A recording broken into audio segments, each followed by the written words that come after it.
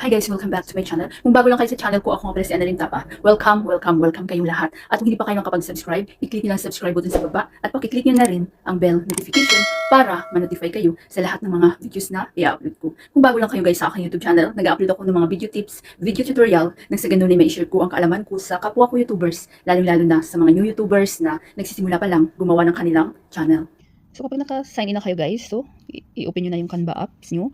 Then, dito sa search box, i-search nyo dito yung topic natin is YouTube profile.